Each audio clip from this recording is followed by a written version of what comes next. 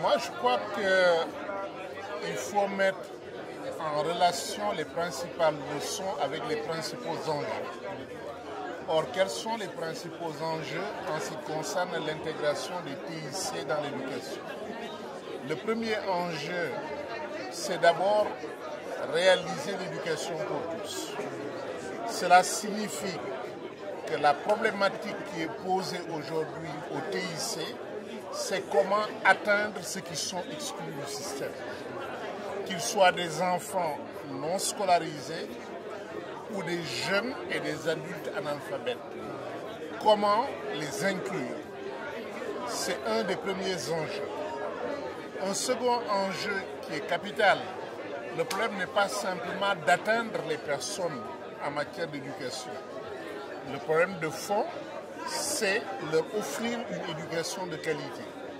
Parce que c'est une éducation de qualité qui fait l'exercice du droit à l'éducation. Mais l'éducation de qualité, les TIC peuvent y apporter quelque chose selon les trois dimensions que j'ai indiquées. La première dimension, comment faire réussir tous.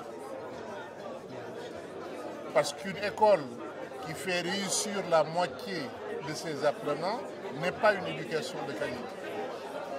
Même si elle peut être une école élitiste et d'excellence, comme on dit, mais elle n'est pas une éducation de qualité. Et cette éducation de qualité exige non pas qu'on demande aux apprenants de s'adapter à l'enseignement global, mais plutôt comment les méthodes didactiques peuvent ouvrir des espaces avec des supports avec les TIC permettant à chacun d'apprendre selon son rythme, son mode d'apprentissage et de réussir en conséquence. Parce que la réussite dépend de l'adaptation des opportunités d'apprentissage aux conditions et aux besoins de chacun. Deuxième élément qui est capital, c'est la pertinence de l'éducation. Parce qu'apprendre, c'est bon, mais apprendre en vue de quoi?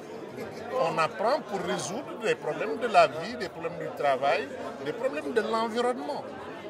Eh bien, si en apprenant, on ne fait que réciter des connaissances, au lieu de réfléchir dans une situation d'apprentissage à des démarches de résolution de problèmes que l'on peut utiliser justement dans son environnement pour résoudre les problèmes que l'on rencontre, à ce moment-là, l'apprentissage risque de ne pas servir à quelque chose.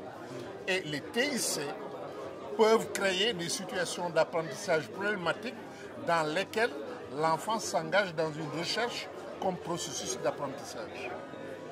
Troisième élément de la qualité de l'éducation, tout cela, ça débouche sur quoi? Qu'est-ce que ça apporte à l'apprenant? Qu'est-ce que ça apporte à sa famille? Qu'est-ce que ça apporte à sa société?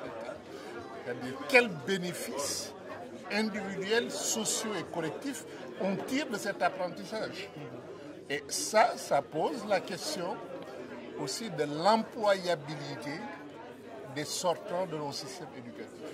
Mais cette employabilité est posée autrement aujourd'hui parce que les mutations sont tellement rapides, non seulement dans la vie, mais dans les professions. Un plombier d'aujourd'hui ne travaille plus sur du plomb. Il ne travaille même plus sur du tube galvanisé. Il travaille sur du plastique. Ce n'est plus un plombier en réalité. Et vous verrez tous les métiers, il y a eu des modifications technologiques qui font que les compétences acquises hier ou aujourd'hui peuvent devenir vite obsolètes. Donc quand on n'a pas la capacité de s'adapter à des situations nouvelles, de résoudre des problèmes, d'innover, quand on n'a pas appris ça à l'école, on risque de ne pas pouvoir suivre les mutations et de ne pas pouvoir les anticiper et les mettre en œuvre.